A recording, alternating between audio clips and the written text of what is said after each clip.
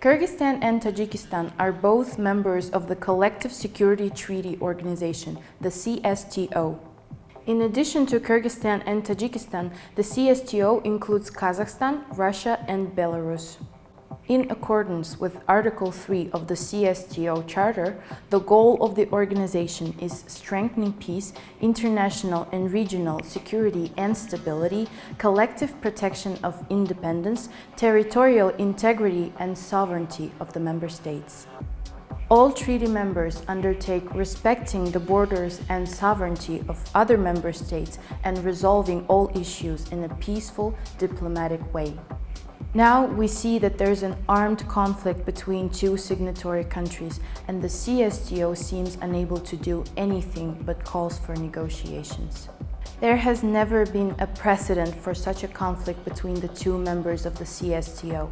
But there was a case when Georgia, Azerbaijan, and Uzbekistan suspended their memberships in the CSTO. The reason was mistrust in one of the signatory countries, Russia.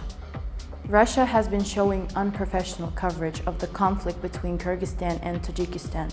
Russian media, bloggers, and journalists have been covering the conflict one-sidedly. The closest example to the current border conflict is the one between Greece and Turkey regarding the island of Cyprus. Then Greece withdrew from NATO in view of the fact that another signatory country brought in its troops. Tajik President Emomali Rahmon and Kyrgyz President Sadir Japarov have agreed to meet in mid-May in Dushanbe.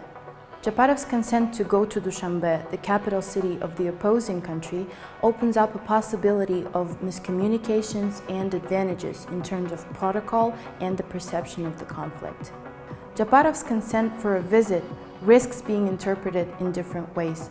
To avoid miscommunication and manipulation from both sides, the negotiations should take place only on neutral territory.